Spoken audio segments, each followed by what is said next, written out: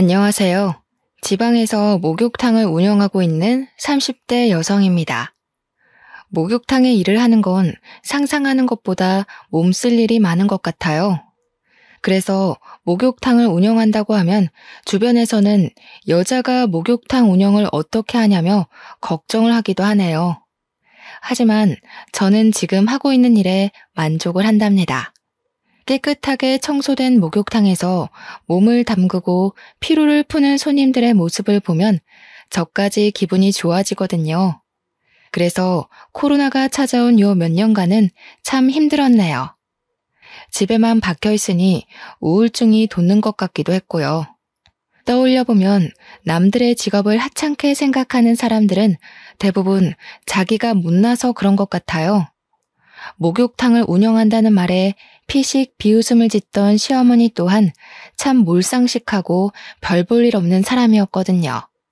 서울에 있는 대학교를 졸업한 후 제 인생에는 참 많은 고비가 있었어요. 3학년 시절만 하더라도 이름만 들으면 다 아는 대학교에 다니니 취업은 문제없이 해낼 수 있을 거라 생각했는데요. 그건 큰 착각이었더군요. 서류를 내는 기업마다 낙방을 하고 실패의 고비를 마시니 그제서야 취업이 얼마나 힘든 일인지 알게 되었죠.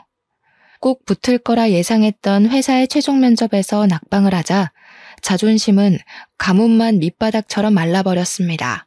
그래서 서울에서의 모든 생활을 접고 부모님이 계신 지방으로 내려가게 되었죠. 지방으로 내려온 후에는 부모님과 함께 있어서인지 마음이 편해졌어요. 아침 일찍 일어나 목욕탕 청소를 하고 카운터를 볼 때면 서울에서는 느낄 수 없던 여유를 만끽할 수 있었거든요.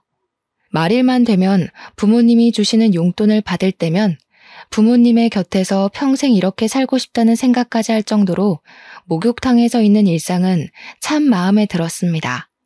목욕탕을 출근한 지 한 달이 될 즈음 저는 가장 중요한 인연을 만나게 되었어요. 바로 남편이었습니다. 목욕탕 집 딸이라고 하면 사람들의 반응은 두 가지로 갈렸어요. 아직도 목욕탕을 운영하냐면서 칭찬을 하는 사람과 시대에 뒤처져서 전망도 없는 일에 매달린다고 하는 사람 말이에요. 남편은 이 중 후자에 해당되었습니다. 목욕탕에 처음 온 날 남편은 젊은 사람이 카운터에 앉아 있는 것을 신기하게 생각한 듯 보였어요. 그리고 목욕탕에 출근 도장을 찍은 지 일주일이 되어갈 때쯤 조심스레 카운터 테이블을 두드리며 말을 걸어왔죠. 애초에 속사정을 숨길 생각도 없었기에 있는 사실 그대로를 말해주었습니다. 취업에 실패한 것과 죽을 것 같이 힘들어 부모님이 운영하는 목욕탕 일을 도와주면서 시간을 보내고 있는 것까지요. 그랬더니 남편은 큰 상심을 했음에도 다시 자신이 할 일을 찾는 것 자체가 대단하다며 오히려 칭찬을 해주었습니다. 그런 남편의 모습은 정말 의외였어요. 다른 사람들 같았으면 대학교까지 나와 목욕탕 일이나 돕는 저를 꾸짖었겠지만 남편은 오히려 대단하다며 엄지를 치켜 세워줬으니까요. 그 한마디에 그만 남편에게 마음을 빼앗겨버렸죠. 그렇게 시간이 지나고 저희는 투명한 칸막이를 두고 이야기를 나누는 날들이 많아졌어요. 시골에서 젊은 사람을 보는 건 흔치 않은 일인 거잖아요. 박사 학위를 받은 남편은 지방 대학교에서 시간 강사로 일을 하고 있다고 했습니다. 남편은 학생을 가르치는 일이 얼마나 힘든지 푸념하기도 하고 교수가 될 수 있을지 없을지에 대한 걱정도 털어놓았는데요.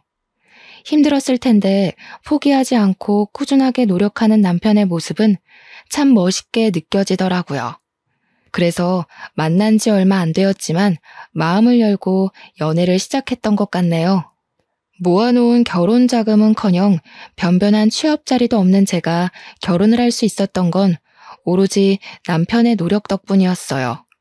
프로포즈를 하며 반지를 끼워줄 때 모아놓은 돈이 없다며 거부를 했는데요. 오히려 남편은 자신이 더 열심히 돈을 벌면 된다며 맨몸으로도 좋으니 결혼만 해달라고 하더군요. 미안한 마음에 계속 밀어냈지만 남편은 그때마다 안심을 시키듯이 등을 두드려 주었고 그런 남편의 모습에 다시 한번 반해 만남을 이어갔네요. 그리고 연애를 한 지 1년 후 저희는 부부가 되었습니다. 취업은커녕 결혼 자금조차 모으지 못한 상태로 결혼할 수 있었던 것은 오로지 남편의 노력 덕분이었어요. 남편에 비해 너무나 부족한 걸 알기에 밀어냈지만 남편은 자신이 모아놓은 돈이 있으니 아무 걱정하지 말고 결혼 준비를 하자고 했는데요. 그 말이 진실이든 아니든 참 감동적이었죠. 무엇이든 자기가 다 책임진다는 게 쉬운 일이 아닌 거잖아요. 그래서 남편을 믿기로 굳게 마음을 먹었어요. 결혼 준비를 하면서 알게 된 사실은 시부모님이 굉장한 부자라는 사실이었습니다. 검사로 일하던 시아버지께서는 은퇴 후 이름만 대면 알만한 로펌으로 이직을 하셨고, 시어머니께서는 시아버지의 명의의 건물을 관리하면서 취미로는 그림을 그린다고 하시더군요. 남편이 있는 집 자식이라는 것을 알게 되자 부모님께서는 오히려 걱정을 하며 발만 동동 구르셨어요. 목욕탕을 하는 저희 집을 이해하지 못할 거라면서요. 어머니께서는 걱정으로 밤잠까지 설치시며 남편과의 결혼을 말리셨죠. 시어머니께서 고된 시집살이를 시킬 거라면서요. 부모님의 반대는 심했지만 그럼에도 남편과 결혼을 하고 싶었습니다. 어떤 일이 닥쳐온다고 해도 남편과 함께하고 싶었는걸요. 솔직히 고민이 되는 것은 사실이었어요. 하지만 시부모님께서는 제 생각과 달리 환한 얼굴로 저를 맞아주셨죠. 한술 더 떠 시아버지께서는 만나는 여자가 없어 걱정이었는데 이렇게 예쁜 며느리감을 데리고 왔다면서 기뻐하셨습니다. 그렇게 시부모님의 배려와 남편의 사랑 덕분에 분에 넘치는 결혼식을 하게 되었어요. 결혼 후 남편과 함께 다시 서울로 올라오게 되었죠. 그동안 지방대학교에서 일하던 시간 강사 기간이 끝났거든요. 서울에서 올라온 후로는 시댁에서 살게 되었는데요. 시부모님의 배려 덕분인지 참 편안한 일상을 보낼 수 있었네요. 시아버지께서는 무뚝뚝하기는 했지만 퇴근을 하실 때면 제가 좋아하는 맛의 치킨을 사다 주셨어요. 부모님보다 더 신경을 써주시니 너무 감사하면서도 한편으로는 돈만 먹는 돈벌레가 된 것 같아 기분이 썩 좋지는 않았습니다. 그래서 그림 작업에 열중하고 있는 시어머니를 대신해 집안일을 하려 옷소매를 걷어붙였죠. 하지만 설거지라도 할라치면 작업실에서 뛰어나온 시어머니께서는 그마저도 못하게 하셨어요. 집안일을 하는 가정부도 따로 있는데 왜 몸상하게 일을 하냐면서요. 시어머니의 만류에 집에서 할 수 있는 것이라고는 책을 보거나 먹은 것을 설거지통에 가져다 놓는 일뿐이었어요. 잘해주려고 노력하는 시부모님이나 교수 준비로 바쁜 남편에게는 말할 수 없었기에 친구들에게 푸념을 늘어놓는 시간이 점점 더 길어졌죠. 하지만 친구들은 이런 고충을 잘 이해하지 못하는 것 같았어요. 오히려 시집살이를 하는 자신을 놀리냐며 더러 화를 낼 뿐이었죠. 이렇다 보니 어디서 말도 못하고 속으로만 끙끙 앓는 날이 점점 늘어났습니다. 오죽하면 밖으로 나가 편의점 아르바이트라도 해야 하나 생각을 할 정도로요. 그러던 중 시댁 식구들이 모두 외출을 하고 가정부 아줌마와 둘이 남은 날이었습니다. 같이 모여 그릇 정리를 하던 중 가정부 아줌마께서는 어쩌다가 이런 집에 시집을 왔냐면서 걱정을 하셨어요. 가정부 아줌마의 말에 오히려 너무 잘해주셔서 몸둘 바를 모르겠다고 답을 했는데요. 아줌마는 한숨을 푹푹 내쉬면서 힘겹게 입을 여셨네요. 내가 먹고 사는 게 팍팍해서 이 집안 식구들 비밀은 일 그만두는 날까지 입 꾹 닫고 있으려고 했는데 새댁이 아무것도 모르고 시집을 온 것 같아서 가만두면 혼자서만 바보 되는 건데 그래도 기본적인 건 알고 있어야 되지 않겠어요? 사실 이 집 도련님 새댁한테 2번째 장가 드신 거예요. 네? 그게 도대체 무슨 말씀이세요? 닫고 있던 그릇을 놓칠 뻔한 것은 간신히 붙잡았지만 2번째 장가라는 한마디에 정신은 이미 몸 밖으로 빠져나간 상태였죠. 그러자 가정부 아줌마는 답답하다는 듯 들고 있던 접시를 소리가 날 정도로 세게 내려놓으시더군요. 무슨 말이긴. 도련 이혼하고 새댁한테 새 장가 들었다는 말이지. 도련님한테 대학교 때부터 사귀던 여자친구가 있었는데 사모님께서 탐탁지 않게 생각했거든요. 그럴 만도 한 게 여자 집이 재벌 뺨칠 만큼 부자인데다가 외동딸이어서 그 집 부모가 참 극성이었거든. 그런 집에 장가가면 자기 아들 고생할 게 뻔하다면서 헤어지라고 얼마나 난리를 피웠는데요. 그래서 그때 결혼 안 시켜주면 공부고 뭐고 다 포기하고 백수로 살 거라면서 엄청 반항을 했었지 아마. 자식 이기는 부모 없다고 결국 혼인신고 안 하고 사는 조건으로 사모님이 결혼 허락해 준 거 아니에요. 그렇게 1년 살다가 집에서 놀고 먹을 거면 애부터 가지라고 난리를 피우는 통에 병원에 가서 검사를 받았는데 글쎄 여자가 불임이었지 뭐예요. 불임 이야기 듣자마자 사모님은 이혼하라고 난리를 피우던지 양잿물까지 퍼마실 기세였다니까. 그래서 둘이 어쩔 수 없이 갈라지게 된 거예요. 그리고 한동안 사모님이 가지고 들어오는 선짜리라면 죄다 마다를 하다가 새댁 만나서 다시 결혼한 거예요. 하늘이 핑핑 도는 것 같았어요. 언제나 저밖에 모르던 남편이 또 다른 여자의 남편이었다니 믿을 수가 없었죠. 창백해진 안색이 걱정이었는지 가정부 아줌마께서는 소파까지 부축을 해주셨고요. 내가 괜히 오지랖만 부려서 새댁 힘들게만 했나 보네. 미안해요.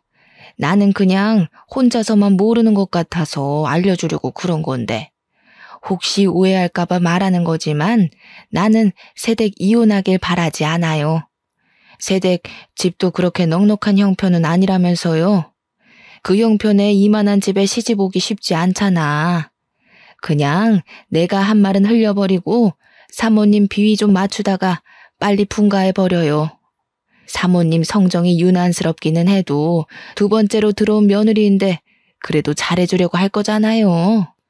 헛웃음이 나왔습니다. 분에 넘치는 좋은 집안에 시집을 와서 호강을 한다고 생각했었는데 모두가 저를 속인 사기꾼이었던 거잖아요.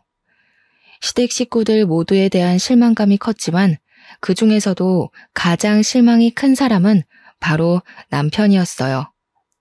혼인신고만 하지 않고 다른 여자랑 산 주제에 이제까지 사귀어본 여자는 제가 처음이라며 뻔뻔하게 거짓말을 하던 남편의 얼굴을 볼 때마다 치가 떨렸거든요.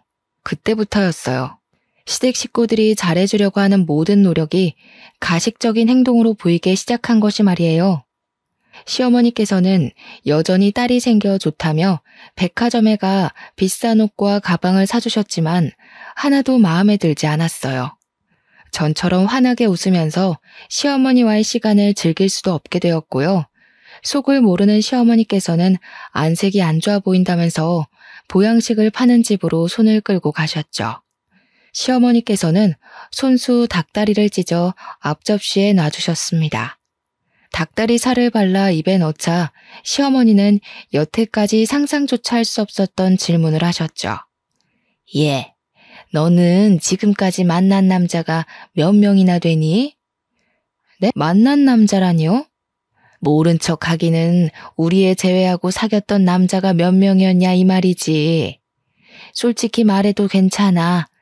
옛날이야 부모들 때문에 남자 만나서 연애할 새도 없이 결혼을 했다고 하지만 요즘이 어디 조선시대도 아니고 어디 결혼 전에 남자 몇 번 만난 게 흠이니? 나 그렇게 앞뒤 분간 없이 고지식하게 꽉 막힌 시어머니 아니다. 그동안 생활비 벌고 취업 준비하느라 남자 만날 새가 없었어요. 그러니? 역시 그럴 줄 알았다니까. 대답이 마음에 들었는지 시어머니께서는 활짝 웃으시면서 박수까지 쳤어요.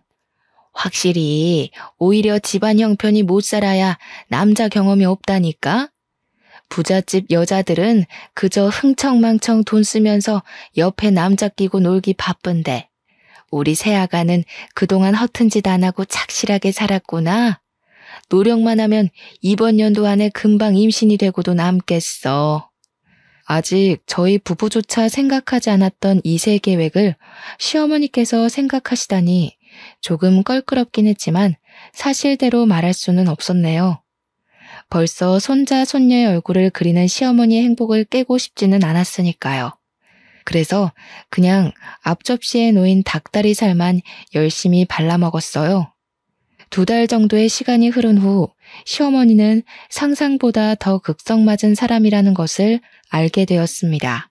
해가 뜨기도 전에 나간 시어머니께서는 1시가 다 돼서야 집으로 들어오셨는데요. 현관문을 여실 때부터 이미 화가 잔뜩 나셨는지 씩씩거리면서 옷소매까지 걷어붙이셨어요. 얼른 찬물을 떠서 가져다 드리자 시어머니께서는 다짜고짜 저에게 손찌검하셨어요. 시어머니에게 맞은 뺨은 아프지도 않았어요. 오히려 당황스러운 것이 클 뿐이었는걸요. 가정부 아줌마도 있는 대낮에 그것도 갑자기 뺨을 맞으니 눈물조차 나오지 않더군요. 돌아간 고개를 간신히 돌리자 시어머니께서는 다시 한번 뺨을 때리셨죠. 10손가락도 모자라서 10발가락까지 합칠 정도로 남자들이랑 놀아난 주제에 감히 시애미한테 거짓말을 해? 집이 못 살아도 그 몸뚱이 하나 깨끗할 거라고 믿고 데리고 왔더니 남들이 쓰고 버린 행주를 며느리라고 들였어. 귀한 우리 아들한테 어쩜 이런 쓰지도 못할 행주 쪼가리가 달라붙었는지. 갑자기 왜 이러는 거예요? 이유라도 알고 맞아야 억울하지라도 않죠. 시어머니께서는 억울하지도 말라며 바닥으로 종이 한 장을 툭 던지셨어요. 종이에는 저의 생년월일이 적혀 있었죠.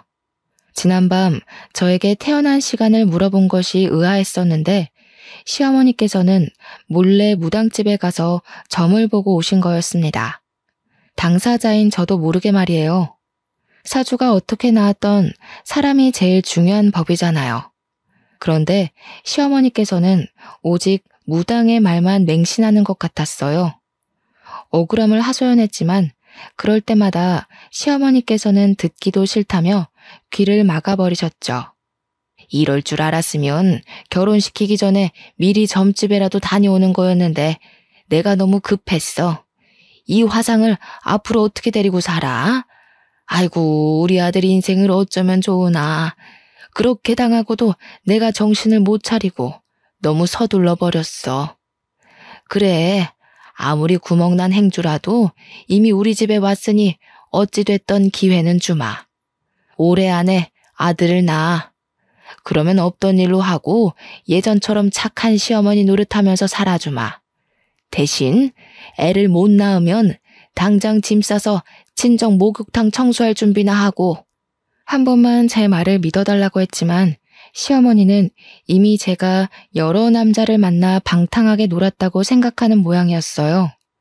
그래서 변명을 하려고 했지만 소용이 없었죠. 해명을 하려고 해도 시어머니께서는 저를 멀리 하셨거든요. 다른 식구들이 있을 때는 전과 똑같이 행동했지만 식구들이 출근을 하면 작업실에 콕 박혀 아예 한마디도 걸지 않으셨습니다. 다시 시어머니와 잘 지내보려 과일을 깎아서 가고 손수 물감 정리도 해보았지만 그런 노력들은 다 헛수고였네요. 쓸데없는 짓 할 시간에 어떻게 하면 애를 뵐지나 생각해라. 아유, 괜히 똥 묻은 개를 주워와서 내가 무슨 고생인지 모르겠다. 자기 똥도 못 닦는 개를 어디다가 쓴다고. 시어머니는 아기를 낳을 때까지 말도 걸지 말라며 경고를 하셨어요. 점점 심해지는 시어머니의 행동에 결국 남편에게 모든 것을 털어놓게 되었습니다. 남편은 분명 든든하게 제 편을 들어줄 거라고 믿어 의심치 않았죠. 그런데 이야기를 듣자마자 남편은 인상부터 찡그리더라고요. 가뜩이나 요즘에 교수 준비 때문에 바빠 죽겠는데 내가 이런 사소한 일까지 신경 써야 돼? 당신이 우리 집에서 하는 게 뭐가 있는데 우리 엄마가 다른 집처럼 빨래며 설거지하라고 윽박지르면서 시집살이를 시키기를 해. 아니면 나가서 돈이나 벌어오라고 내가 당신을 닥달하기를 해. 그냥 집에서 쉬면서 어머니 비위 맞춰드리기만 하면 되잖아. 그게 그렇게 어려워? 잠깐씩 식구들 비위만 맞춰줘서 돈 100만 원은 우습게 받을 텐데 그거 하나를 못해서 자기 복을 발로 차요. 이럴 줄 알았으면 너랑 결혼하는 게 아니었는데. 기본적인 소통이 돼야 비위를 맞춰드리던 뭐든 하지. 아기 낳기 전까지는 나랑 말도 안 하겠다는 어머니한테 내가 무슨 비위를 맞춰드리고 무슨 돈을 받겠어. 그래도 당신은 아들이니까 가서 나 대신에 한마디만 해주면 되잖아. 집사람, 발랑 까진 사람처럼 돌아다니지도 않았고 집에서 열심히 공부하고 일만 했다고. 당신 바깥일 때문에 피곤한 건 알지만 그래도 어머니한테 한마디 정도는 해줄 수 있는 거잖아. 나 이대로 가다가는 애 낳기도 전에 산송장처럼 죽어갈 것 같아. 애원했지만 남편은 콧방귀만 낄 뿐이었습니다. 그러면서 남편은 아무렇지 않게 툭 말을 던졌죠. 당신이 그 공부를 혼자서 열심히 했을지 전 남자친구 집에서 열심히 했을지는 나도 모르지. 내가 서울에 있을 때부터 당신을 안 것도 아니고 막말로 나한테 비밀로 하고 다른 남자들 끼고 놀았을 수도 있는 거잖아. 당신도 찔리는 게 있으니까 엄마한테 해명도 못하고 나한테 와서 해결해달라고 난리치는 거 아니야? 그렇게 당당하면 당신이 어머니한테 직접 말을 해도 되는 거잖아. 나도 참 이럴 줄 알았으면 과거 조사라도 싹 해보고 결혼하는 건데. 내가 공부만 하느라 여자 보는 눈이 없어서 그냥 결혼을 해버렸네. 어차피 끝난 인생, 다음 생에는 나무처럼 뻣뻣하고 애교도 없어서 부모님이랑 트러블만 일으키는 여자가 아니라 이쁘고 돈도 잘 버는 여자 만나서 백년해로 해야지. 기가 막히더군요. 같이 지낸 시간이 얼마인데 자기가 보지 못했다는 이유로 과거를 의심하고 다른 여자를 운운하다뇨. 금방이라도 실실거리며 다른 여자 이야기를 늘어놓는 남편에게 전 부인에 대한 이야기를 하고 싶었어요. 하지만 목이 메어 쏘아붙이기는커녕 입도 뻥긋하지 못했죠. 그 모습을 보고 남편은 저를 꾸짖었네요. 여우같이 살살 애교 피우면 그냥 넘어갈 문제를 밥 기다리는 곰마냥 버젓이 앉아서 버티고 있으니까 엄마가 더 화내는 거 아니야. 산에 있는 나무를 뽑아와서 산다고 해도 당신만큼 뻣뻣하지는 않을 거야. 무슨 여자가 애교가 없어? 결혼 전 다정하던 모습은 먼지 한 톨만큼도 찾아볼 수 없는 남편을 보며 친구들이 해줬던 말이 기억났어요. 남편은 결혼하자마자 바로 남의 편이 돼서 남편이라는 말이요. 제일 믿었던 남편마저 남의 편이라는 것을 알고 나니 실망감과 우울감이 동시에 덮쳐왔죠. 시댁 가족들은 여전히 이전과 똑같이 행동했지만 전처럼 기뻐하거나 같이 어울릴 수가 없었어요. 더 이상 시댁에 있는 것이 편하지도 즐겁지도 않았으니까요. 아무도 없는 곳에서 교모하게 괴롭히는 기술을 답답하게 만들었고 말끝마다 잘못을 운운하는 남편은 머리를 지끈거리게 만들었습니다. 더 괴로운 것은 시어머니의 아이 타령이었어요. 시어머니께서는 아들은 언제 가질 거냐면서 1시간에 한 번씩 닥달을 하셨죠. 시간이나 장소를 가리지 않고 말이에요. 화장실에 문을 잠그고 샤워를 하고 있을 때면 시어머니께서는 불쑥 열쇠로 화장실 문을 열고 들어와 애도 안 가져놓고서는 속편하게 샤워나 하고 있다며 꼬투리를 잡았는데요. 정작 잦은 출장과 야근으로 집에도 들어오지 않는 남편을 내버려 두고 엉뚱한 곳만 피가 나라 긁는 시어머니가 너무 미웠어요.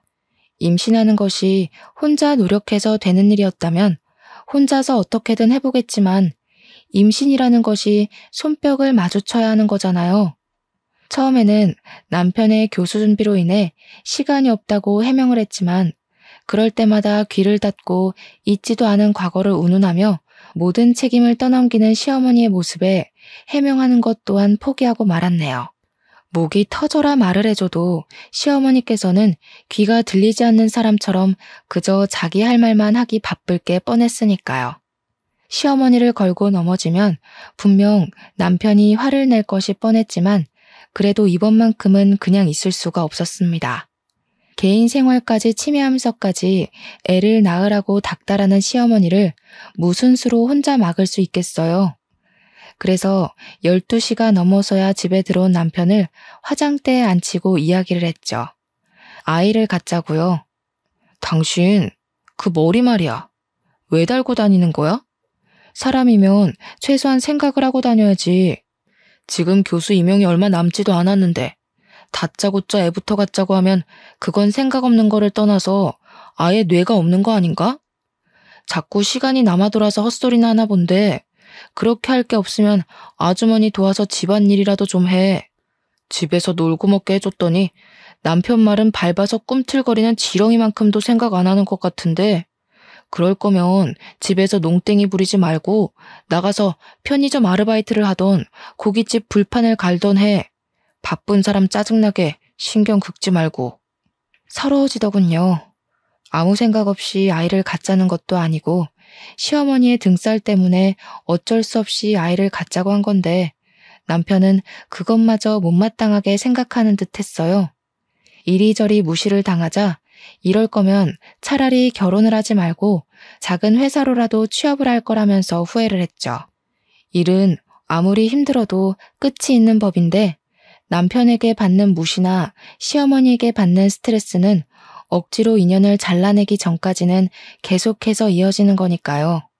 그래도 남편이 얼마나 교수를 하고 싶어 하는지 알았기에 꾹 참으며 시어머니의 잔소리를 견디고 견뎌냈습니다. 하지만 이런 노력에도 불구하고 남편은 보란듯이 교수 준비해서 시원하게 미끄러지고 말았네요.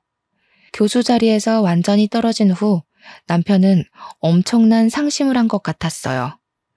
서재에만 틀어박혀 얼굴조차 비치지 않았거든요. 어쩌다가 서재 문이라도 열려치면 남편은 불같이 화를 내면서 읽고 있던 책을 던지기까지 했습니다. 그러면서 교수 자리에서 떨어진 모든 이유가 아이를 갖자고 설쳤기 때문이라면서 길길이 날뛰었죠. 남편은 급기야 손찌검까지 하려고 했는데요. 배려 없는 남편의 행동을 보자 꾹 누르고 있던 울분이 터져나오더군요. 제발 그만 좀 해. 당신이야말로 그 잘난 머리로 한 번이라도 내가 왜 그랬는지 생각해보면 안 돼? 내가 미쳤다고 당신이 교수 준비하느라 바빠 죽는 거 뻔히 아는데 애 같자고 미친년처럼 날뛰면서 바짓가랑이 붙잡았겠어? 사람이 왜 이렇게 눈치가 없어? 책만 보던 머리 조금만 굴려도 답이 금방 나오잖아.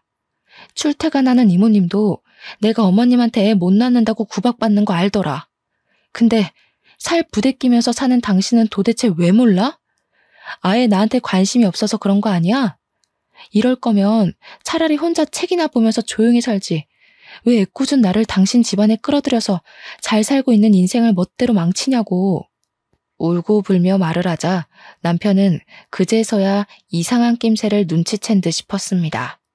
가만히 우는 모습을 보고 있던 남편은 서재문을 열어 제끼고 시어머니를 불러와 물어보았죠. 남편이 물어보자 잠시 세모눈을 뜨던 시어머니께서는 금방 눈가에서 즙을 짜내면서 훌쩍거리셨어요. 아이고, 나이가 들면 죽어야지. 새아가한테 그렇게 너 안 바쁠 때 눈치껏 말하라고 했더니 기어코 일을 저질렀구나. 이래서 집안에는 여우 같은 여자가 들어와야 한다는 건데 이 애미도 괜히 너한테 애 가지라고 닥달을 했겠니? 네 아빠가 얼마나 핏줄 타령하는지 잘 알잖니?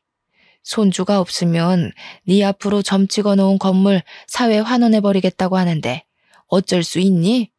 아휴, 아무리 돈이 급했어도 우리 아들 속사정 봐가면서 밀어붙였어야 되는데 그저 애미가 죄인이다 죄인이야. 그런 일이 있었으면 나한테 진작 얘기해줬어야지. 나는 엄마가 그런 줄도 모르고 괜히 화만 냈잖아. 앞으로는 내가 잘할 테니까 너무 울지 마. 서로를 끔찍이도 생각하는 두 모자를 보자 금방까지만 해도 눈가에 매달려 있던 눈물까지 쏙 들어가는 걸 알 수 있었습니다. 정작 상처받은 장본인은 바로 앞에 있는데 남편과 시어머니는 자신들이 상처를 받은 것 마냥 서로를 보듬어주고 있었어요. 정말 어이가 없었죠. 저는 그저 아이를 담을 그릇 정도로만 생각하는 남편과 시어머니가 소름 끼쳤고요. 그 후 시어머니와 남편은 유난을 떨면서 아이를 가지라고 난리를 피웠어요. 시어머니께서는 아들을 낳는 비법이라며 매일 아침마다 굵은 소금으로 머리를 감으라고 닥달했고, 남편은 함부로 음식을 먹으면 안 된다면서 가정부 아줌마를 들들 볶았죠. 그 결과 저는 매번 비린맛이 그대로 날 정도의 싱거운 나물 요리만 먹어야 했고요. 매번 굵은 소금으로 머리를 감아 상처가 난 두피 여기저기에서는 피가 나고 제대로 먹지 못한 몸은 점점 말라가기만 했는데요. 그보다 더 힘든 것은 일상이 된 간섭에 정신이 점점 더 피폐해지는 것이었죠. 그래서 더욱더 아이를 원하지 않게 되었어요. 아이를 가진다면 간신히 기르고 있던 손톱만큼의 제 자신이 깎여 나갈 것 같았거든요. 하지만 신은 참 너무한 것 같았습니다. 기어코 간신히 붙잡고 있던 것마저 깎아내며 뱃속의 아이를 점지해 주셨거든요. 임신을 한 후 가장 기뻐한 것은 시아버지였어요. 시아버지께서는 아직 코딱지만큼도 안 되는 아이의 초음파 사진을 보면서 무슨 일이 있어도 꼭 변호사나 의사처럼 큰일을 하는 사람으로 키울 거라면서 호언장담을 하셨죠. 그러면서 대뜸 성별부터 물어보시더군요. 아직 알 수 없다고 말을 하자 시아버지께서는 하늘이 두 쪽 나도 아들일 거라면서 호언장담을 하셨습니다. 그래서 딸일 수도 있다고 말씀을 드렸어요. 그러자 시아버지께서는 절대 딸일 리가 없다며 불같이 화를 내셨고요. 아들, 딸을 차별하는 시아버지의 모습에 큰 충격을 받았죠. 그나마 시댁에서 정상이라고 생각했던 시아버지마저 정상이 아닌 거잖아요. 임신 소식을 알린 후부터 시댁 식구들은 오직 제 배만 쳐다보았습니다. 시댁 식구들은 조금이라도 움직일라 치면 아이에게 가만히 앉아 있으라면서 호들갑을 떨었어요. 그러면서 태아에게 좋은 5만 가지의 음식은 모두 먹기를 강요하셨죠.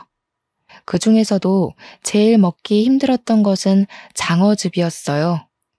입덧으로 물냄새만 맡아도 구역질이 올라오는 상태에서 역하고 비리기까지 한 장어즙을 먹으라고 하는 것은 고문과도 같았죠. 다른 것은 그나마 코를 막고 먹을 수라도 있었지만 장어즙은 코를 막아도 역한 냄새가 입안에 감돌았기에 절대 먹을 수가 없었죠. 그래서 어느 순간부터 시댁 식구들의 눈을 피해 화장실이며 싱크대에 장어즙을 버리는 것은 일상이 되어버렸습니다. 하지만 그마저도 오래가지는 못했네요. 싱크대에 장어즙을 버린 것을 시어머니에게 들켜버렸거든요. 절대로 못 먹겠다고 선포를 하자 시어머니는 다 아이를 위한 것이니 참고 먹으라면서 억지로 입안에 장어즙을 들이부었는데요. 이상하게 장어즙을 먹은 후부터는 온몸에 두드러기가 올라왔고 기도는 숨을 쉬지도 못할 정도로 부풀어 오르더군요. 그래서 바로 남편에게 말을 한 것이고요. 원래 몸에 좋은 보약은 먹을 때나 먹고 나서 고통스러운 법이야. 너는 엄마가 되어가지고 자식 위해서 그 정도도 못 참는 게 말이 되니? 다른 엄마들은 몸이 아파도 뱃속에 애 잘못될까봐 아픈 것도 꾸역꾸역 잘 참는다는데 홀몸도 아니면서 너는 어떻게 다짜고짜 병원부터 가자는 말을 할 수가 있니? 나는 너같이 모성이 없는 애 뱃속에 있는 우리 손자가 너무 불쌍하다. 그렇게 아프면 방에 들어가서 잠이라도 자던가.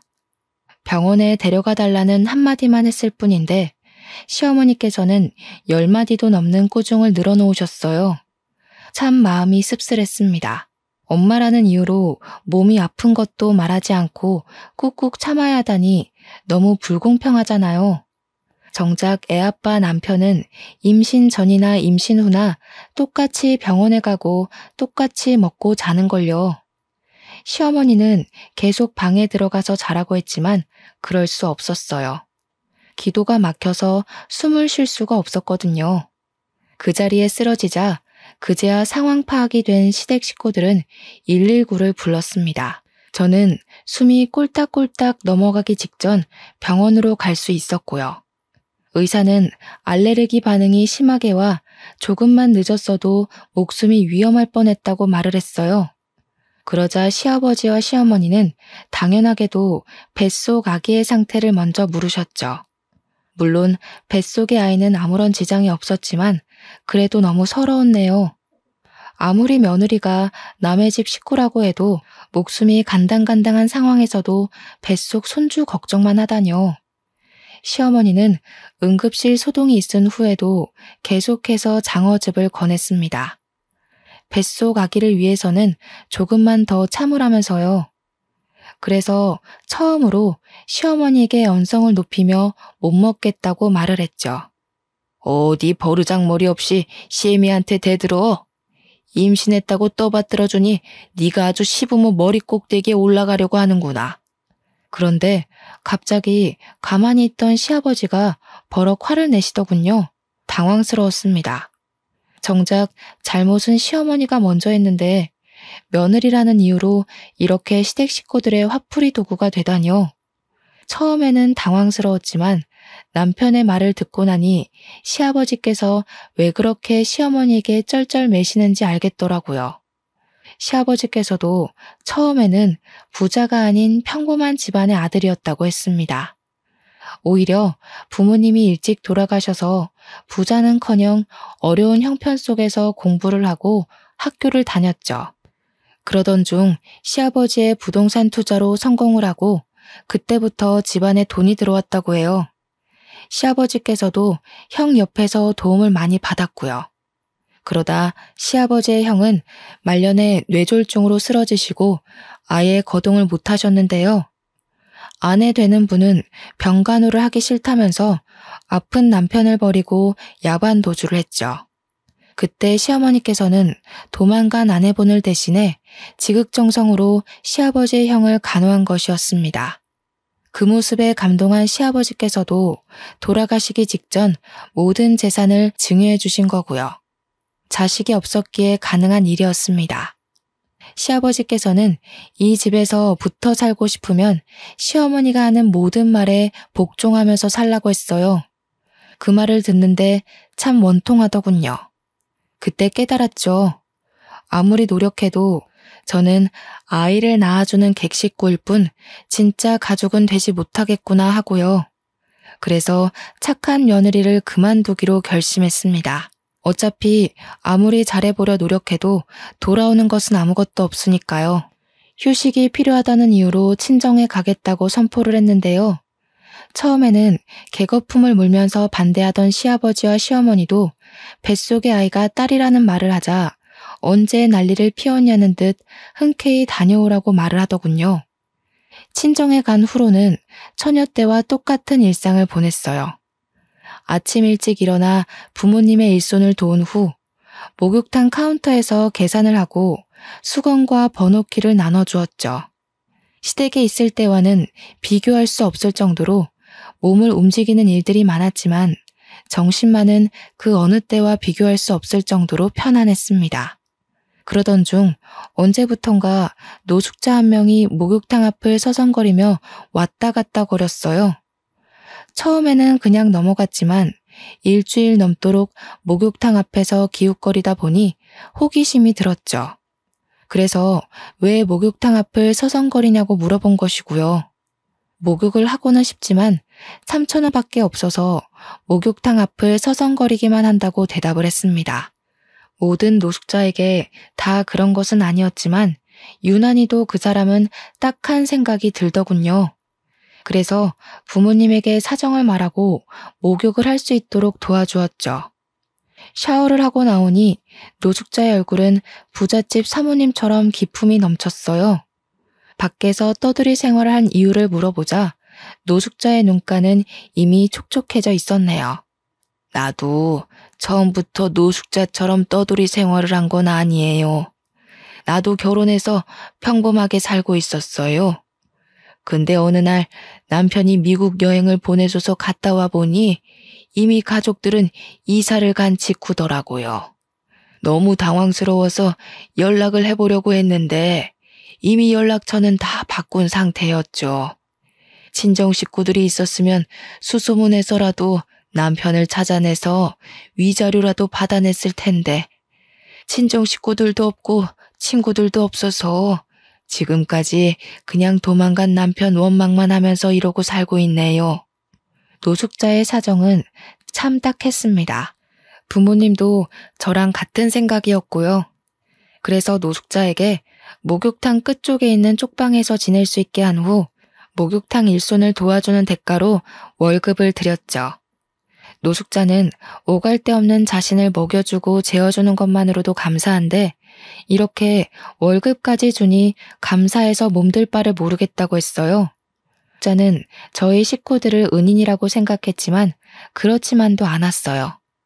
노숙자는 손도 야무지고 일머리도 좋아서 오히려 저희가 노숙자의 덕을 더 많이 보았거든요. 그렇게 막달까지 노숙자의 도움 덕분에 친정에서 편하게 지냈네요. 그러던 중 출산일이 다가오자 시어머니는 귀신같이 전화를 걸어서 빨리 서울로 올라오라고 닥달을 했습니다.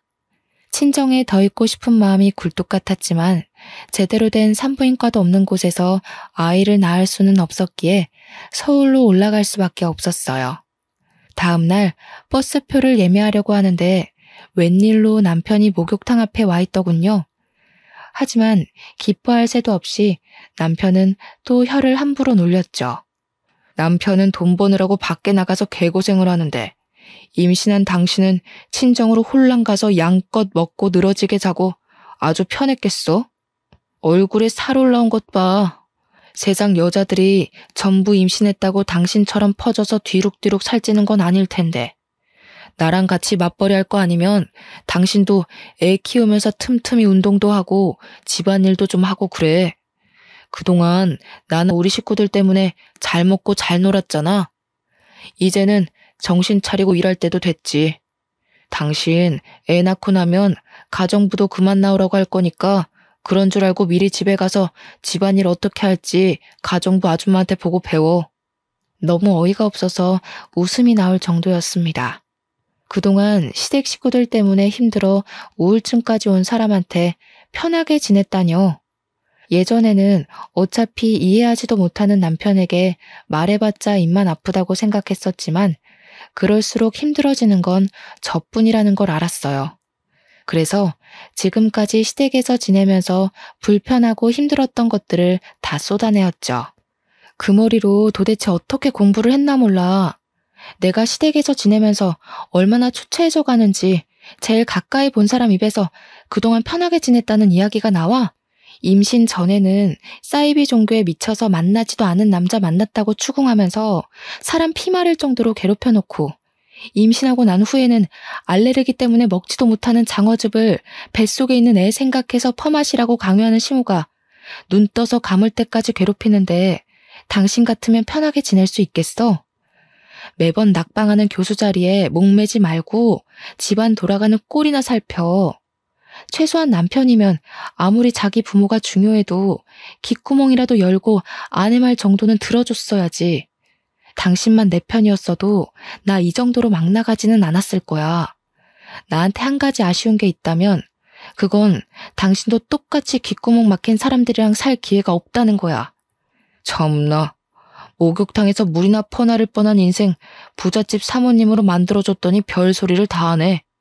그래, 우리 엄마 때문에 당신이 스트레스 받아하고 고생한다고 치자.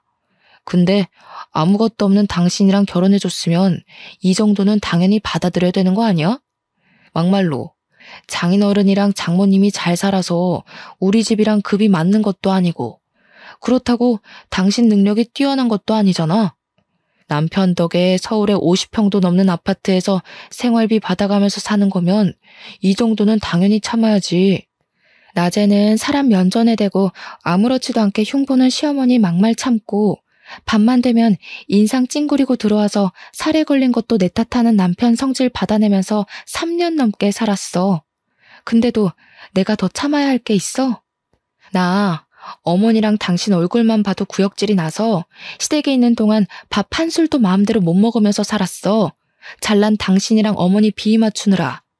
내가 목욕탕 집 딸인 게 당신네 식구들 욕바가지 될 정도로 잘못된 일인 거야? 애초에 이럴 거면 결혼하자는 말을 꺼내질 말던가. 이제야 말하는 거지만 나야말로 당신 인생 구제해준 거 아닌가? 이혼해서 쳐다도 안 보는 별 볼 일 없는 남자랑 살아준 거잖아. 제발 어머니 치마폭에 안겨서 현실인지 망상인지 구별도 못하고 살지 말고 현실을 좀 봐. 나니까 그동안 당신네 식구들 비위 맞추면서 살아준 거지. 다른 여자 데려왔어 봐. 금방 도망가다 못해 어머니한테 피해 보상금 내놓으라면서 바락바락 대들기까지 했을걸? 이혼 이야기가 나오자 남편은 당황하는 눈치였어요. 그럴 수밖에 없었죠. 시어머니나 시아버지도 남편의 이혼에 대해서는 입도 뻥끗 안 했거든요. 이혼한 게 뭐? 내가 이혼을 20번이고 30번이고 했다고 쳐도 내세울 거라고는 달랑 낡아 빠진 목욕탕밖에 없는 당신보다야 100배 1000배 나아. 결혼정보 회사만 가도 나랑 결혼하겠다고 줄 서는 여자가 널렸는데 당신은 나랑 이혼하면 재혼이나 제대로 할 수 있겠어? 재혼 상대가 남편 신경이나 긁는 쥐새끼인 줄 알았으면 나라도 밖에서 그냥 엄마가 뭐라고 떠들던 본처 데리고 사는 건데 조강지 쳐버리고 재혼한 내 잘못이지 누굴 탓하겠어? 이미 혼인신고까지 한 마당에 다시 과거로 돌아갈 수도 없으니까 당신은 그냥 내 옆에서 앞으로는 애엄마 노릇이나 하면서 쥐 죽은 듯이 살아. 자신이 이혼했음에도 잘못한 것을 아는 것은커녕 반성조차 안 하는 남편의 태도는 어이가 없었는데요. 더 기가 막힌 것은 남편의 행동이었습니다. 보통 사람이라면 아무리 화가 났다고 하더라도 임신 막달인 아내를 두고 혼자서만 차에 올라타지는 않을 거잖아요. 하지만 남편은 자신의 기분이 상해 도저히 데리고 못 가겠다면서 알아서 서울로 올라오라고 하더군요. 그러면서 정말로 차를 타고 혼자서 쌩하니 가버렸고요. 짐을 가지고 내려오던 어머니와 아버지께서는 흔적도 없이 사라진 남편에 대해 물으셨어요. 임신 전이었다면 전처럼 밝은 척 변명을 둘러댔겠지만 이제는 그럴 자신이 없었네요. 그래서 시댁에서 어떤 취급을 받았는지와 남편이 어떻게 대했는지도 하나도 빠짐없이 다 이야기를 했죠. 이야기를 전해들은 부모님은 경악을 하셨습니다. 아무리 자신들이 잘 사는 집이라지만 귀한 남의 집딸을 종부리듯이 휘어잡는 게 말이 되냐면서요. 정말 서러웠어요. 어머니와 아버지께서는 한마음 한뜻으로 아이 때문에 참고 살지 말고 힘들면 언제든지 이혼해도 좋다고 말씀을 해주셨죠. 옆을 든든하게 지켜주시는 부모님을 보자 느껴졌어요. 이 세상에 내 편이 있다는 것이 얼마나 대단하고 마음 따뜻해지는 일인지 말이에요. 남편과 시댁 식구들이 저에게 한 짓은 용서받지 못할 정도로 나빴지만 아이는 낳아야 했기에 부모님과 같이 서울로 향했죠. 제대로 된 병원은커녕 산부인과도 없는 본가에서는 아이를 낳을 환경이 안 됐거든요. 아버지의 차를 타고 향하는 시골의 풍경은 참 슬프더군요. 빠르게 지나가는 나무들을 보면 울컥 눈물이 차오르기도 했고요. 그렇지만 울 수는 없었어요. 여기서 더 슬퍼했다가는 부모님뿐만 아니라 뱃속에 있는 아이에게도 참 미안한 일이니까요. 그래서 눈물을 꾹 참고 창가를 봤죠. 그런데 그때 집채만한 화물차가 바로 저희 앞으로 돌진을 했습니다. 아버지는 핸들을 꺾으며 화물차를 피해보려고 했지만 이미 화물차는 저희 앞으로 와 그대로 차를 들이박았어요. 손 쓸 틈도 없이 일어난 사고에 차에 타고 있던 모두가 속수무책으로 사고를 당할 수밖에 없었죠. 눈을 뜬 곳은 병원이었어요. 양옆으로는 시댁 식구들이 버티고 서 있더군요. 깜짝 놀라며 부모님의 안부를 묻자 시아버지께서는 부모님 모두 큰 부상 없이 입원을 했다고 말씀을 해주셨죠. 정말 다행이라고 생각하는데 이상하게도 아랫배가 너무 아프더라고요. 그래서 아이는 무사한 것이냐고 물어봤죠. 그러자 옆에 있던 남편은 우물쭈물하더니 아이는 유산됐다고 답을 했네요. 그깟 계집애 차라리 없는 게 나을지도 모른다. 아직 젊으니 병원에서 치료 잘 받고 몸조리하면 금방 또 가질 수 있을 게다. 이번에는 딸이었으니 다음에는 아들이겠지. 10달 동안 품고 있던 아이가 한순간에 없어졌다고 하니 참 마음이 복잡했어요. 남편과 시부모님에게 구박을 받을 때에는 서러웠고 부모님이 함께 교통사고를 당했을 때는 슬펐지만 아이를 잃은 감정은 말로 표현할 수가 없었네요. 정말 그 어떤 슬픔이 온다고 해도 이것보다 더한 것은 없다고 생각했죠. 저의 아픔을 알았는지 이번만큼은 시댁 식구들도 입을 꾹 다물고 있었습니다. 시아버지께서는 몸조리를 하라면서 5만 원짜리 지폐 다발을 내미셨어요. 남편은 미역국을 받아와 직접 떠먹여 주기까지 했죠. 시어머니께서도 안타까운 듯이 바라보셨는데요.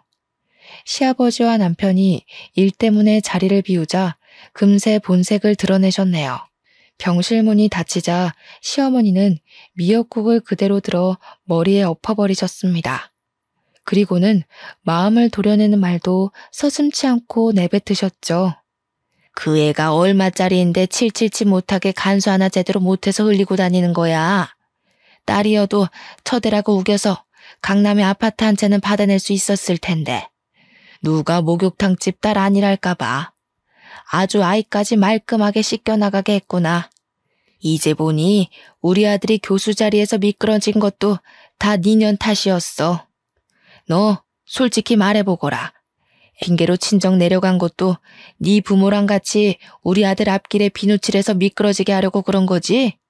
요즘에 우리 집에 왜 이렇게 안 좋은 일이 많이 생기나 했더니 다 니년 탓이었었어. 지금은 내가 두 눈 시퍼렇게 뜨고 있어서 망정이지.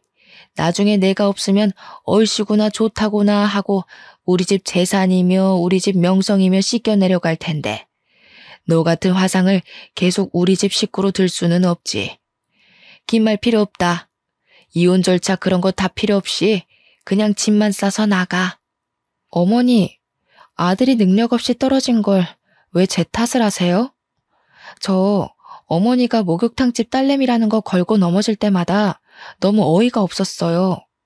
저희 부모님이 도둑질하는 걸 가르치셔서 시댁 물건에 손을 댄 것도 아니고 시집 와서 한 거라고는 손바닥 뒤집듯 앞뒤 다른 어머니 비위 맞추면서 시집살 참은 게 다인데 그게 그렇게 못마땅하셨어요? 자꾸 이상한 이유로 걸고 넘어지시지 말고 그냥 없는 집 딸 주제에 귀한 외동아들 가로채간 게 마음에 안 든다고 솔직하게 말씀하세요. 근데 어머니도 참 웃기세요. 임신하라고 난리칠 때는 언제고 이제 와서 이혼이라뇨? 강요 안 하셔도 잘난 어머니 아들이랑 이혼은 할 건데요. 그래도 제가 그동안 어머니한테 당했던 수모 때문에 빈손으로는 못 나가겠네요. 차내고 싶으시면 양손에 달걀이라도 쥐어주세요. 그동안 언감생신 꿈에도 못 꿀 집에서 먹여주고 입혀준 것만으로도 감사해야지. 이래서 쥐새끼한테 부스럭이라도 쥐어주지 말라고 하는 건데 내가 착해도 너무 착했지. 싹수가 노란 걸 진작 확인하고 쥐덫을 놨어야 하는 건데. 너 같은 거한테는 지금 들고 있는 돈 봉투도 가분한 건데. 왜 이러세요? 당장 내놔. 애도 흘린 주제에 뭘 잘했다고 돈까지 탐내? 너같이 돼버러진 것한테 나는 10원 한 장 못 준다. 시어머니는 급기야 시아버지가 주신 돈 봉투까지 빼앗으려 했습니다. 힘을 주며 뺏기지 않으려고 했지만 그럴수록 돈 봉투를 잡고 있는 시어머니의 손에는 힘이 잔뜩 들어갔어요. 기필코 돈 봉투를 빼앗으려고 하는 시어머니의 손톱은 그대로 손등을 파고들며 생채기를 냈고요. 어머니 논리대로라면 제가 유산한 것도 다 그이 때문이죠. 그이가 몇 마디 다퉜다고 성질 안 부리고 혼자 출발하는 일만 없었어도 제가 유산할 일도 저희 부모님이 다칠 일도 없었다고요. 이게 어디서 우리 아들을 걸고 넘어져? 남편의 이름이 나오자 시어머니는 손을 들어 올렸어요. 뺨을 내려치려는 게 분명했죠. 그 손 못 놔? 그때 노숙자가 호통치는 소리가 병실 안을 울렸습니다. 깜짝 놀란 시어머니는 노숙자를 보자 깜짝 놀라며 치켜 올린 손을 내렸죠. 노숙자가 가까워질수록 시어머니는 사색이 되어 바들바들 떨고 있었어요. 영문을 모르는 저는 가만히 있었고요. 그동안 한 번만 얼굴 보게 해달라고 그렇게 빌고 빌었는데 결국 내 소원이 통했나 보네. 이렇게 다시 만나게 된 걸 보면 말이야. 그래, 그동안 나 대신에 살았던 인생은 재미있었고. 형님이 여긴 어떻게...